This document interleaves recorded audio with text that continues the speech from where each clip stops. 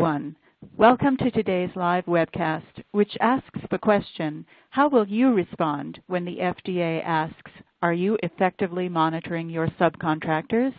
I'm Agnes Shanley, Senior Editor of Pharmaceutical Technology and BioPharm International. Today's program is brought to you by Eurofins Lancaster Laboratories.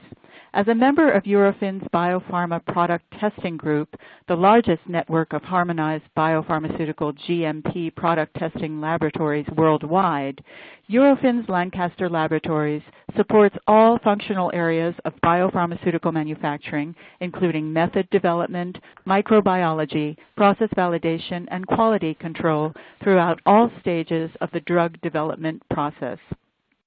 First, some important announcements. This webcast is designed to be interactive, and we encourage you to ask questions during the event.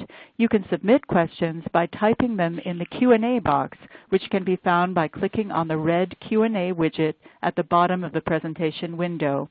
We'll try to answer as many questions as we can following the presentations.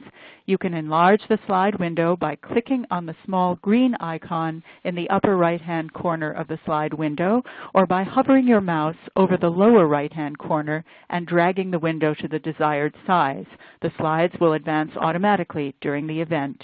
If you have any technical problems viewing or hearing this presentation, please click on the question mark Help widget in the dock at the bottom of your presentation window.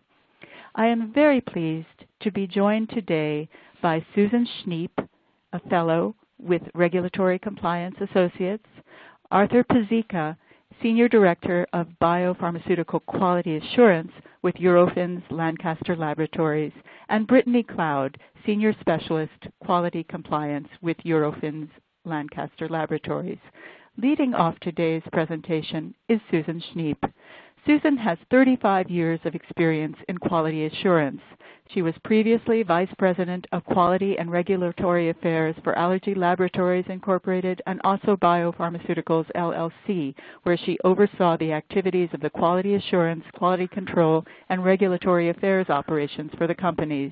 She has had responsibilities for laboratory analysis, method validation, complaints, labeling, investigations, compendial affairs, and other quality systems during her 35 years in the industry, working for Searle, Abbott, and Hospira. As an active member of PDA, Sue served on the board of directors from 2011 to 2014 and has been a member of the PDA-FDA Joint Regulatory Conference since 2001. Our second presenter will be Arthur Pizzica. With Eurofins Lancaster Laboratories for 25 years, Mr. Pizzica oversees all aspects of the company's quality assurance programs, including regulatory compliance, metrology, validation, change control, quality metrics, data packages, training records, and electronic notebook implementation. He also leads the harmonization of quality systems across the Eurofins Biopharma Product Testing Group, which includes 19 laboratories worldwide. He earned a bachelor's degree in chemistry from the University of Maryland. Our third presenter is Brittany Cloud. As a senior specialist for Eurofins Lancaster Laboratories Quality Compliance Group, Ms. Cloud hosts client audits and agency inspections and provides quality oversight for the company's metrics reporting program. She has hosted inspections from numerous global regulatory authorities, as well as over 300 client audits. She earned a bachelor's degree in biochemistry from Holy Family University and is currently pursuing a master's degree in business administration from Shippensburg University. So I am very pleased to introduce our first speaker, Susan Schneep. Susan? Thank you, Agnes. I'm very happy to be here. Next slide, please. Today we're going to talk about quality agreements and quality metrics and how they relate. I'm going to do a little history of metrics and quality agreement regulations and then the quality metrics guidance to tell you what's in there and talk a little bit about some current industry activities. Next slide, please. So with the history, it starts out actually in October 2005, and it's understanding quality performance. There was an FDA vision given by Janet Woodcock, and it calls for a maximally efficient, agile, flexible pharmaceutical manufacturing sector that reliably produces high-quality drug products without extensive regulatory oversight. So this, next slide, please, and timelines of events to explain to you how quality metrics wove into this. There was a lot of concern about drug shortages, and that came to be with the signing of FDASIA into law in 2012. Now, FDASIA is the Food, Drug, and Administration Safety and Innovation Act, and we're going to go into some of the parts of that act to give you a better understanding of what happened there. The next event was there was a Federal Register notice of February 2013. And at this time, this is when the FDA requested input from industry. And based on that Federal Register notice, there was a lot of industry meetings, conferences, and surveys. And then based on this, we had the guideline for metrics issued in July 2015. And there were a number of public meetings held. The one we're particularly interested in is the one of August 24th, 2015, and that was FDA's public meeting. And then we again had another Federal Register notice in August 26th, and that was to extend the comment period of the guideline to give industry enough time to put together their thoughts. Next slide, please. So linking drug shortages and quality metrics, we again have the FDASIA signed into law. Now the pertinent sections of the Act are Title 7, Section 705 and 706, and Title 10, Sections 506C, and then the Federal Register notice. Now in next slide, please. Title 7, Section 705 requires the FDA to do risk-based inspection frequency. And the risk factors in that section of FDASIA are the compliance history of the establishment, the record history and nature of recalls that are linked to the establishment, and the inherent risk of drug manufactured, prepared, propagated, compounded, or processed at the establishment.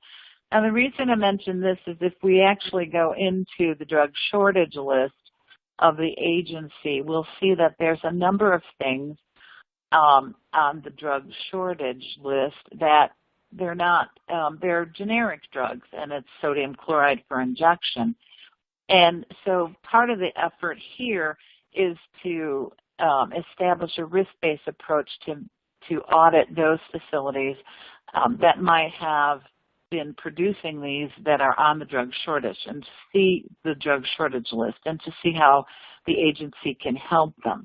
Now, if we go to Title 7, Section 705, again, the inspection frequency and history of the establishment, all of that is being taken into consideration to determine which facilities and manufacturers might be at risk for a drug shortage. Next slide, please. Title 7, Section 706 is where we start to see the request for records or other information to be provided to the FDA in advance or in lieu of an inspection. Now, this is it's qualified within a reasonable time frame and with reasonable limits and in a reasonable manner. But that's where we get the first clue that we're going to have something of a reporting nature with regard to quality metrics.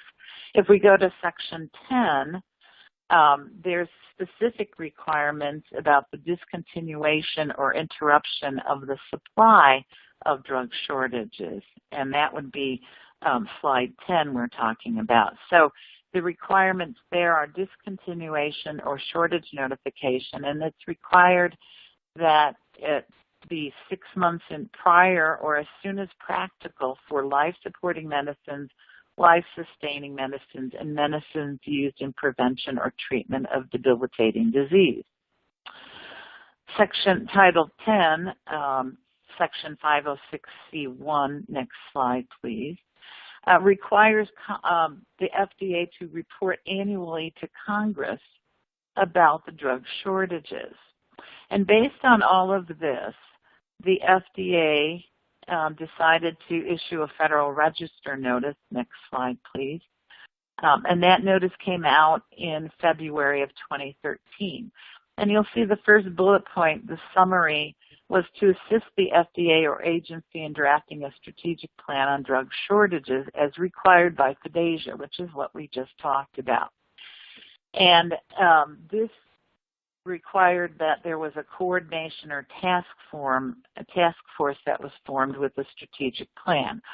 So the FDA did form this task force, and they came out with the Federal Register notice. Next slide, please. And the Federal Register notice asked certain questions of the industry. What metrics do manufacturers currently use to monitor production quality? And you can see a list of the questions there. Now, based on this, there was, of course, a lot of industry input, and that industry input was taken into creating the quality metrics guideline that came out in 2015, but we'll go into that in a little more detail. Now I want to jump to next slide, please, the regulations around quality agreements, because this is where we see the linking between the quality metrics and the contract or outsourcing operations of the industry. Next slide, please. Now this is Snoopy doing his little happy dance.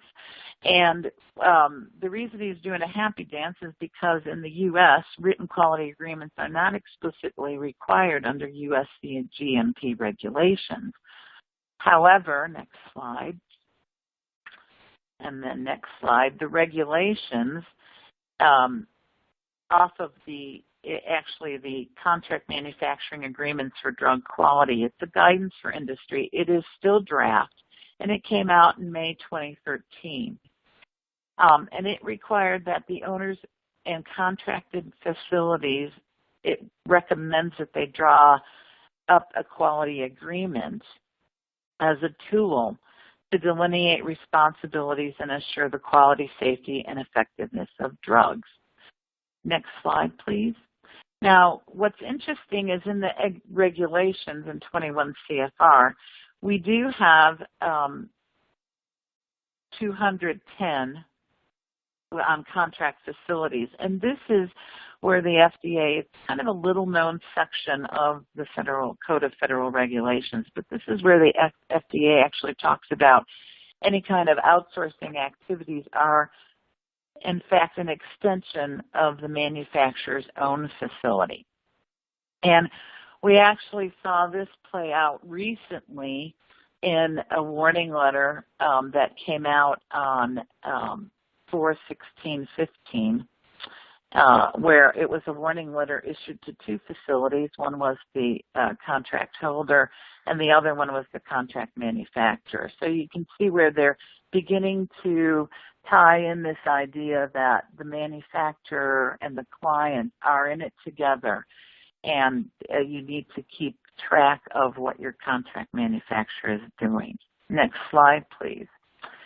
In Part 21122, we see where the regulations in the U.S.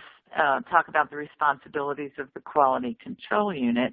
And again, that highlighted portion specifically mentions contract by another company. So if you're working with another company, you have an obligation to understand what they're doing in relationship to your product. And then if we go to 820, next slide, please, we see that the 820 regs talk about what a manufacturer is, and they begin to weave in this idea, again, of contract manufacturing. Now, in Europe, it's a little different. If we go, next slide, please. UGLEX Volume 4, Chapter 1 talks about the pharmaceutical quality system and specifically calls out contract manufacturing authorization holders and that tie in there. And they call it a technical agreement. In UGLEX Volume 4, Chapter 4 documentation, it defines what a technical agreement is. Next slide. And if we go to UGLEX Volume 4, Chapter 7, it actually is a chapter on outsourced activities. And so you can look all of these regulations up. And if we go to next slide, please, UGLX Volume 4, Chapter 7 on outsourced activities, you can see where it begins to talk about what needs to be in that quality agreement. Next slide. Now we then jump to kind of the global perspective, which is ICH. And ICH Q10, which is the Pharmaceutical Quality System document, again, we see this weaving in of outsourced activities. So clearly the regulations and the guidance out there are telling us that as clients or as contract manufacturers, we have a responsibility to each other. Next slide. ICH Q10 goes on to talk about the management of outsourced activities and purchase materials. And you can see where I've highlighted this section extends to the control and review of any outsourced activities. Now let's go, next slide. Let's just jump right into the metrics guidance so we can talk a little bit about that. Next slide. Who reports are owners or operators of establishments that are engaged in the manufacture, and you can read the rest. So this is actually anybody who's manufacturing, packaging, processing a drug is responsible for reporting. Next slide. When to report. At the time the guidance is finalized, the FDA does intend to give notice in the Federal Register to the owners and operators on who needs to report. The current recommendation, and this is current because the guideline is still in draft form and the comments are still being assessed, but the current recommendation is that metrics are to be submitted yearly but calculated quarterly. Next slide. Now you can see the list of what companies are to report here. And pretty much those metrics, I'd say, were fairly standard in terms of what we already collect as an industry. So I want to jump into, next slide, the optional metrics, because those are very interesting because they start to poke at the concept of a quality culture. And the first proposed metrics was the APR or PQR that is reviewed and approved. And their requirement there is that it should be approved by the head of quality. And this is to indicate that the head of quality is actually involved and engaged in the annual product review reporting. Next slide. Proposed optional metrics 2.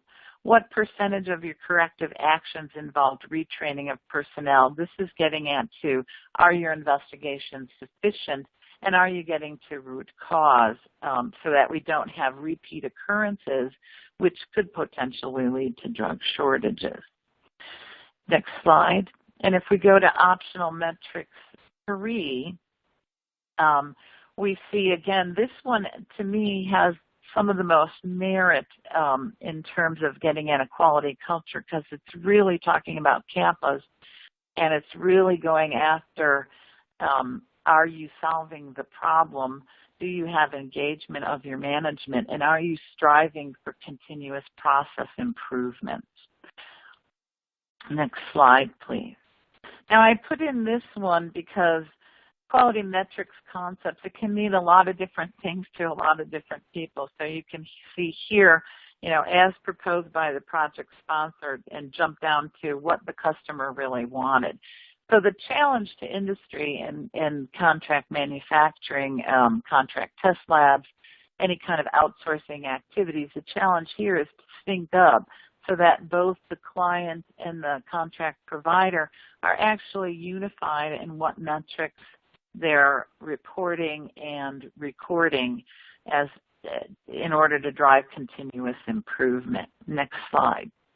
Now, if we think of quality metrics as a tool, we can see that demonstrated quality performance equals privileges in terms of this guidance. So you might have less frequent inspection, And you could have preferred handling of your post-approval changes based on all of the information that is being provided to the agency. Next slide, please. Challenges for industry. Metrics must not become a surrogate for quality, and that's very clear here. So what I have is a list of pros and cons involved in metrics and what could happen, like if you don't set the metrics right, you might generate some unintended consequences. But increased visibility and transparency between industry and the regulator could be a very positive outcome of the metrics. Next slide.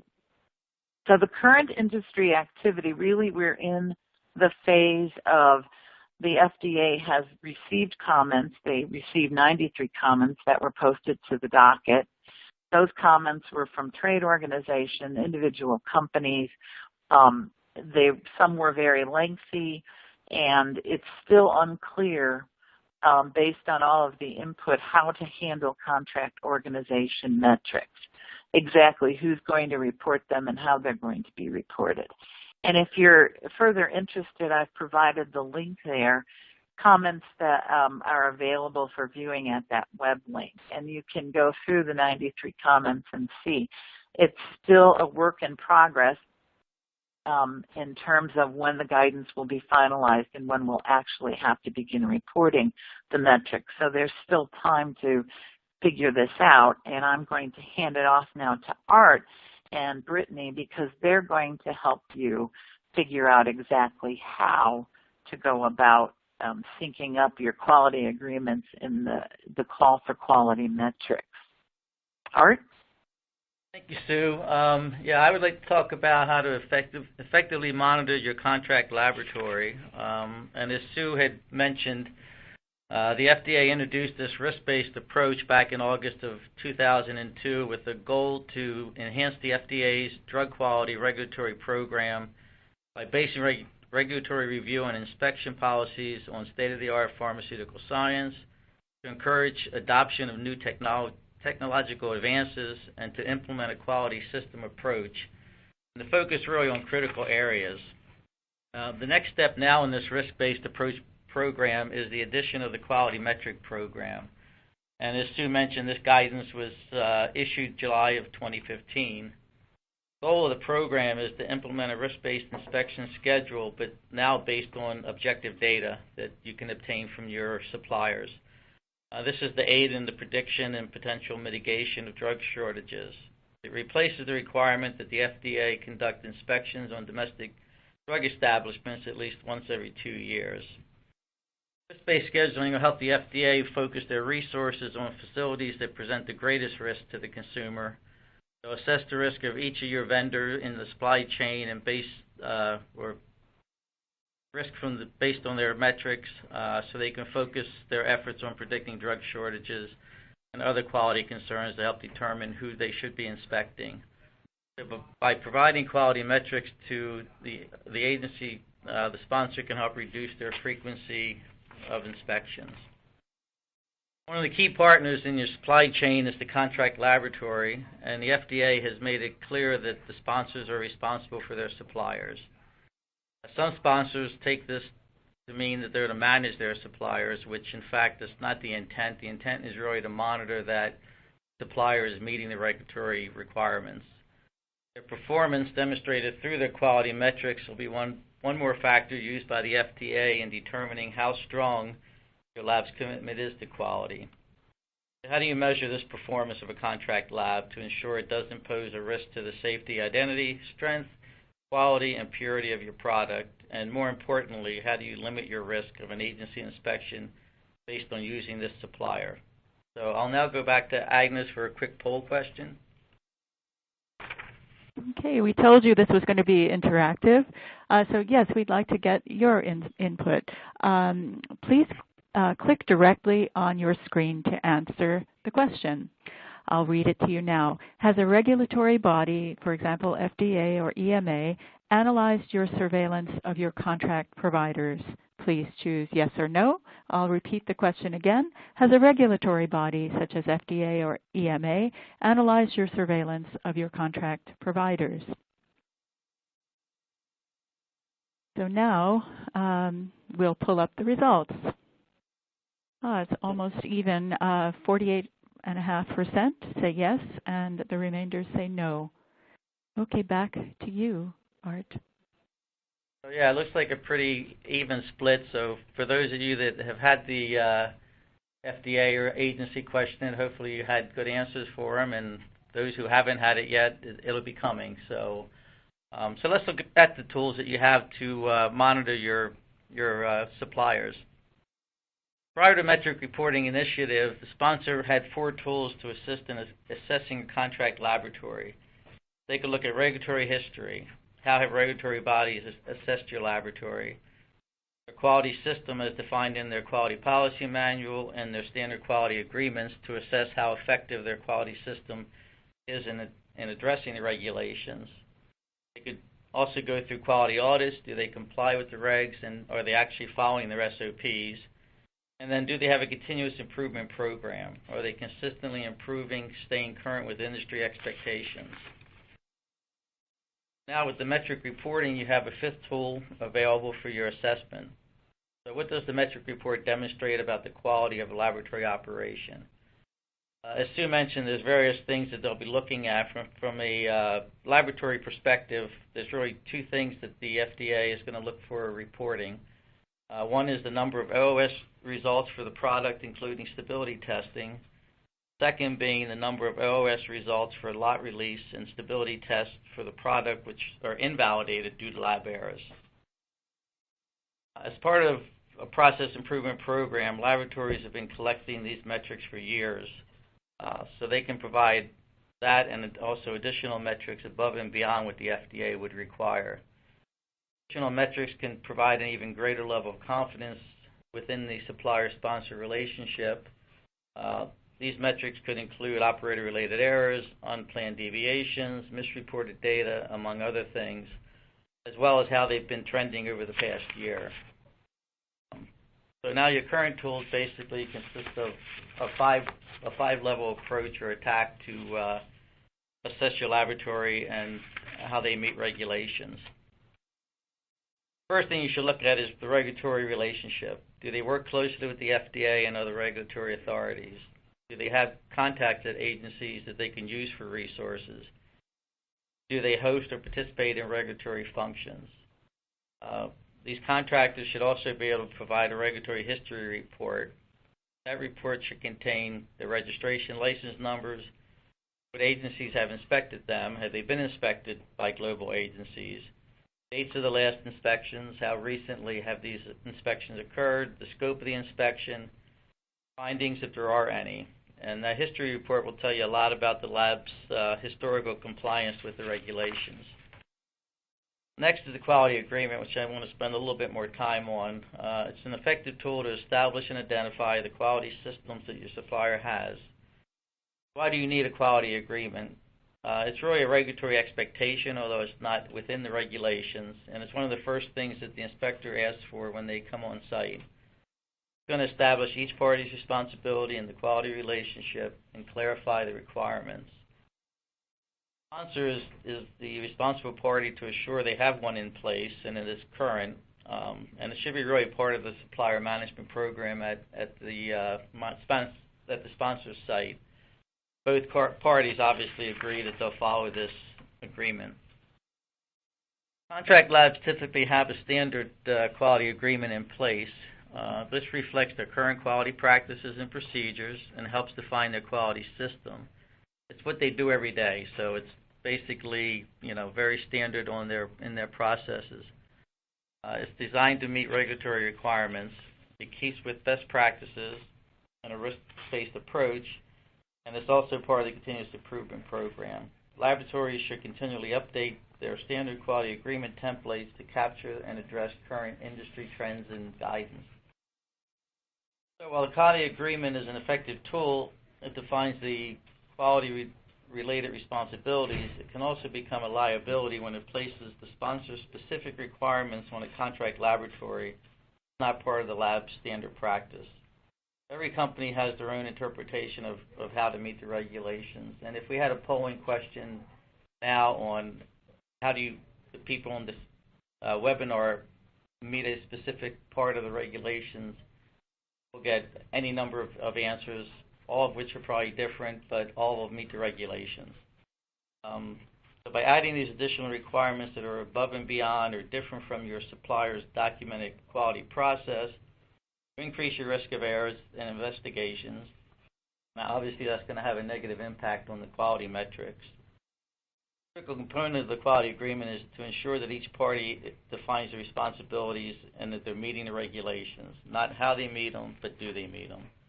And as I mentioned, there's more than one way to meet the regulations.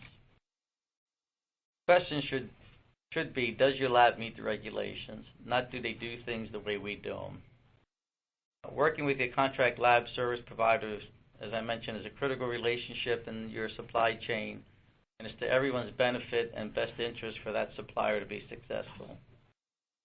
Sponsors report the contract lab metrics to the FDA and provide data that's going to be included in your submission packages. Sponsor may be asked one simple question, and that's, why did you choose this particular laboratory as a supplier?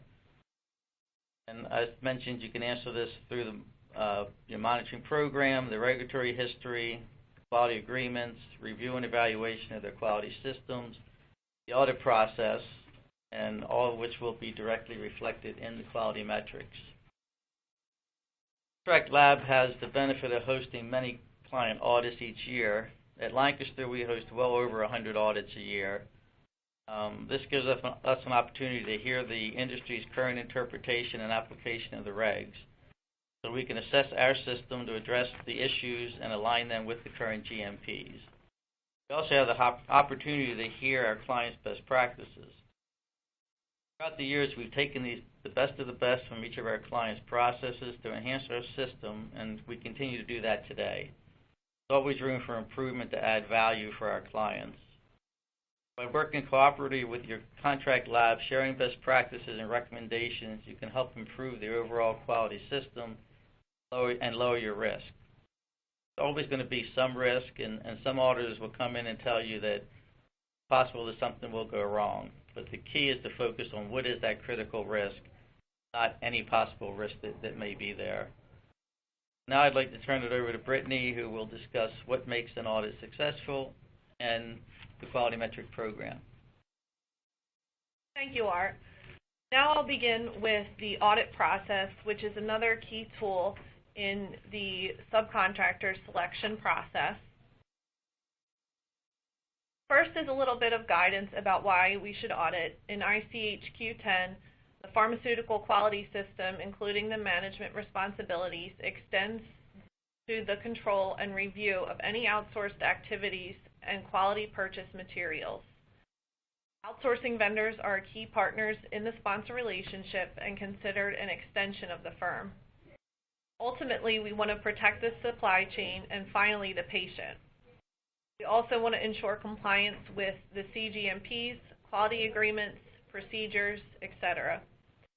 The question that you want to ask during this process is, would you want this firm to be part of your family? Do they have what it takes to provide a strong relationship? So before the audit even begins, it's important to start your pre-audit prep. Thorough and timely communications of expectations and requirements from both the auditor and auditee is critical. The more information you're able to share, the better. Preparation is the key in first impressions, which can be a primary indicator in the relationship. The auditor should provide advance notification regarding items of interest. Should also provide a pre-audit package if possible by the auditee and online reading room services for SOP review prior to the audit. This is a best practice that allows both the auditor and auditee to establish things that they'd like to look at. They can look at industry best practices within the SOPs prior to coming on site. It also reduces time constraints, so while they're on site, you don't have to spend your time reading. And finally, things to remember for both the auditor and auditee are cultural differences, language barriers, disability accommodations. Good to communicate this information before the audit even occurs. And at this time, you're already looking for that go above and beyond to serve attitude for both the client and the auditee. Once the audit is commenced, typically an introduction will begin.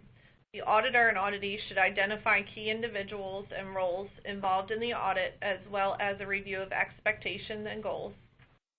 The auditee should assist in defining the scope of the tour and areas of interest. Auditee should also provide a brief company history along with a quality systems overview presentation. I believe the presentation is very important in setting the tone of the quality system and allowing the auditor to see what's going to occur when they go through the laboratory tour. Next, typically a facility tour will be provided. I believe this is one of the most important pieces of the audit to ensure there's enough time dedicated to it. This is where you can see the quality culture actually in action. You're making sure that you observe personnel and their interactions within the workplace. Auditor and auditee must provide an open environment of transparency at this time. Both parties must work together to understand processes and procedures that are unclear. Detailed notes should be kept of the tour, so if questions arise, there's no doubt of what the concern or observation may be. Auditor should, at this point in time, identify potential issues immediately with the auditee and write these down so that you can remember when there is this discussion later that you don't tend to forget what the observation was. After the tour, it typically occurs a document review Q&A session. The auditee must provide all requests and answers in a timely manner or updates when requests would be fulfilled. At this time, the auditor should really be looking at the auditee and assessing if this was the agency here, how quickly can they pull this documentation? Auditee must ensure that no questions or requests are left unanswered. Auditor should clarify any concerns or reservations brought up during the tour. And the auditee should pull in SMEs as needed for further clarification if required. And again, it's really critical to look for that inspection-ready attitude at this point. Following the audit is a debriefing. At this point, we're ensuring all concerns are reviewed and both parties understand the issues. The auditor and auditee should provide timelines for report delivery and response and ensure contact information is exchanged for any follow-up questions. For the audit report, there are some responsibilities for both the auditor and auditee. The auditor should issue the report within a timely manner. Don't wait until it's too late. People tend to forget things that aren't fresh in their minds. Should also provide a regulatory reference or justification for each observation, such as not following procedures. Communicate questions or concerns with response items from the auditee, and work with the auditee to develop CAPA plans if needed. Auditee should review all observations and clarify any questions. They should provide clear and thorough responses and ensure management review is performed. Always deliver a signed copy of the response report and request an extension if more time is needed. Most importantly, ensure all follow-up items are documented and able to be tracked for completion so it's communicated to the auditor. Next, I'll go into quality metrics and the establishment process for a firm.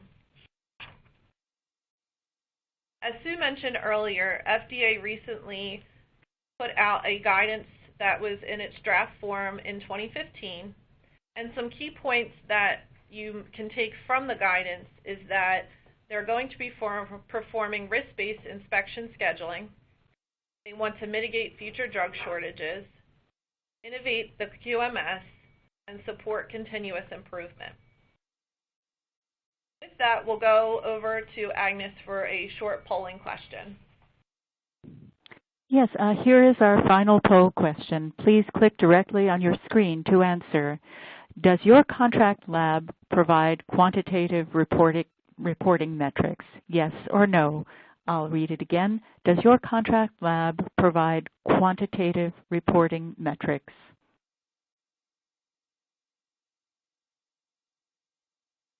And now for the results.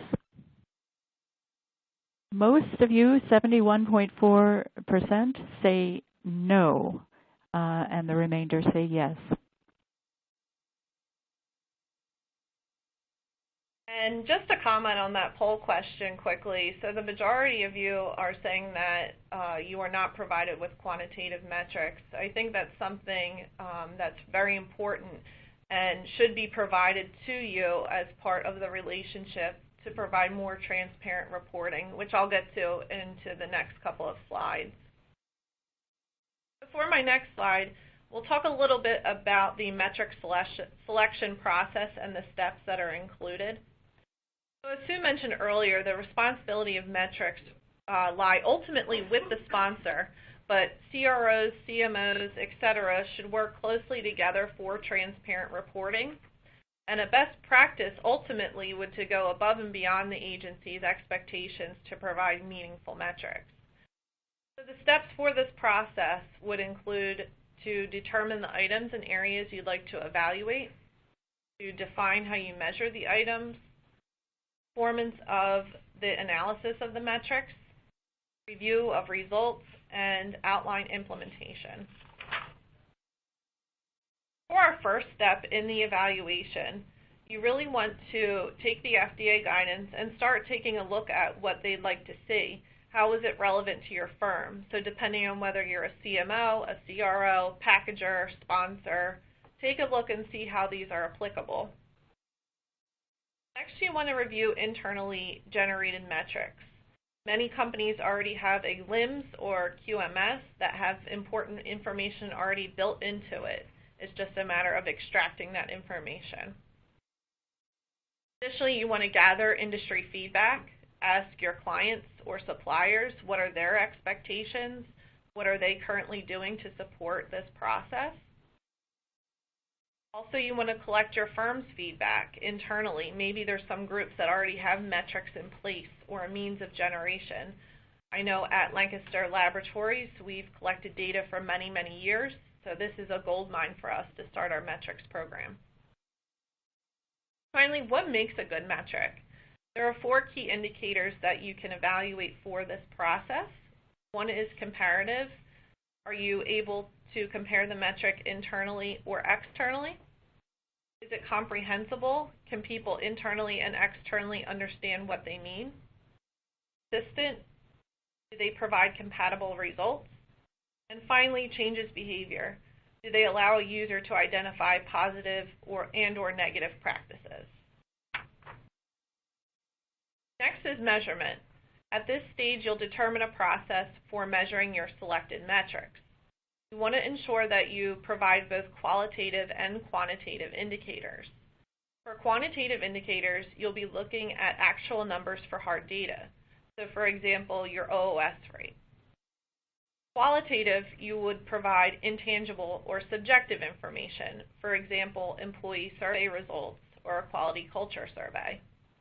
How will you express your metrics? Are you looking at ratios or rates? Next is analysis. At this point, you want to execute the metrics that you'd like to obtain. How hard is it to obtain the data? Determine the feasibility of this analysis. You also want to consider IT platforms that allow for automaticity. Is this something that can be easily created on demand? Finally are the results. You want to evaluate the results that were obtained. Are they meaningful? Review with your peers and management team. Pretend that you're the end user. What will they think when they obtain these results? You also want to ensure your alignment with your initial evaluations. Don't bog down the data. Keep it simple. Decide results for your reporting process. You want to express this with charts or graphs. Finally is implementation. At this point, you'll determine the execution of the metrics program. How will you communicate this program to your end user? Ensure that you're being transparent as well. Work with contract partners for transparent reporting. Ensure that you have ongoing discussions so you can improve together.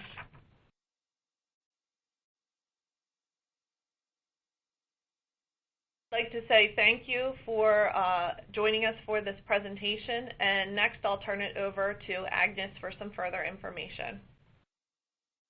Yes, well, thank you, Brittany, Art, and Susan, for your informative presentations. We'll now begin the question and answer portion of our program. Just to remind you how to submit questions, you type them in the Q&A box, which can be found by clicking on the red Q&A widget at the bottom of the presentation window. We'll try to answer as many of your questions as we can. If we don't get to yours, the speakers have graciously agreed to answer them offline via email after the program. Our first question for Susan. When will the U.S. FDA finalize its metrics guidance? Well, we do believe that the metrics guidance will be finalized this year sometime. The next step in the process, however, will be the issuance of what we would call a technical guidance. The metrics will need to be reported through an FDA portal, and we'll need to know how to do that. So we're expecting a technical guidance to come out that will explain the portal and how to enter the information directly to the FDA. So that is the next step in the process. Once that's done, then we would see the finalization of the metrics guidance. This will take some time, though, because as you see, as I had indicated before, there were a number of comments to the docket, which have to be assessed, and then any changes made to the guidance to accommodate some of those comments that were made. So that's as best we know, or as best as we're thinking now. It'll be sometime in 2016. Okay, thank you, Susan. Another question for you. Will contract facilities need to report their metrics directly to the FDA, or will clients be reporting that information? Well, that's a very good question. We don't know at this time. We believe that our current thinking, or the current thinking of the industry, is that contract facilities would report their metrics to the client, who would then report it to the FDA. But that is yet to be determined. Okay, thank you. Question for Brittany. How do you provide clients with requests for in-depth metrics reporting? First, when I established our quality metrics program at Eurofins, we determined that many people will have different levels of requirements for metrics reporting. So I established different service levels to meet all client expectations. We have a standard scorecard that we can provide to all clients free of charge upon request that provides a snapshot per quarter of some key quality metrics. And then above and beyond that, we really want to make custom or tailor-made reports or information, and we're able to dedicate quality assurance representatives that will work with the client to understand the exact metrics they would like reported and provide those to the client and make sure that all expectations are met. Okay. A question for Art.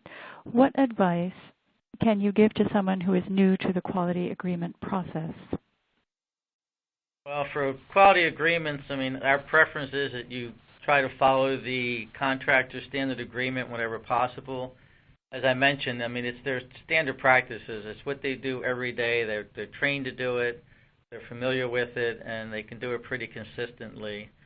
If your legal department insists that you use the standard agreement of your own, then you really need to be willing to compromise on some of the wording, because what's written and interpreted by the sponsor may be interpreted differently by the contractor. So we're very careful to make sure we understand exactly what we're committing to, and that causes delays in getting those approved. We often have a lot of back and forth with our clients to try to make sure that we feel comfortable that what is in the agreement we can meet. And the third thing maybe is try not to make it too detailed. It's really a high-level document. Any details should really be in any protocols, whether it's a stability protocol or a development protocol. Okay. The question, I guess, for Susan, when metrics are uploaded to FDA in the future, will companies be able to request them via Freedom of Information Act, or will they be confidential? I believe they'll be confidential. I kind of want to step back a little bit. The metrics, the reporting of the metrics are not intended to be an enforcement tool or a tool used to enforce compliance or during an inspection. What they really are is a surveillance tool to kind of get a handle on if there's something happening at a facility that's manufacturing products and they're having trouble that might result in a drug shortage, that these metrics will be used to step in to prevent the drug shortage from happening. I really don't know the answer to the question. I do believe that it's probably going to remain confidential, and the FDA would work with this surveillance tool with the firm that might be experiencing trouble to prevent a drug shortage from happening. But we don't really know the final answer to that question yet. Okay. Question for Brittany. During audits, how do you balance the requirements from your clients with meeting regulatory expectations? During audits, we tend to get different questions or requests and expectations from clients, and our goal is to fulfill all client expectations, but also to meet the regulations. So we find that being transparent with clients and working together really marries the two together, and we're able to achieve a successful result. I find that bringing quality in to a relationship early on is very important. When you put a name to a face and you're able to work through issues or situations, it really allows both sides of the table to work together and ultimately meet the regulations and find a meaningful way for both of you to work through whatever expectations you may have. Okay, great. A question, I guess this would be for Sue. As a contract development and manufacturing organization, we use other testing labs. Should we expect to monitor the testing lab as if we are the sponsor? I would say yes. I would monitor any relationship you have in terms of, even if it's just a packaging site, I would monitor that. So the short answer is yes. Okay, great. Another question for you. What other service providers do you consider in scope of quality agreements and or quality metrics? For example, calibration and maintenance providers, warehousing services for final product. Are they included? I wouldn't think your calibration program would include that, but the way I would look at it is any contract or facility that you're using that's involved in the distribution, manufacturing, packaging, release of testing of the drug product itself. That would be where I would focus. Some of the infrastructure programs that you have, like your pest control or your calibration, I would not expect you to collect metrics from them to report to the agency. Okay, thank you. An interesting question for you, Art. What do you do if the contractor is reluctant to provide metrics?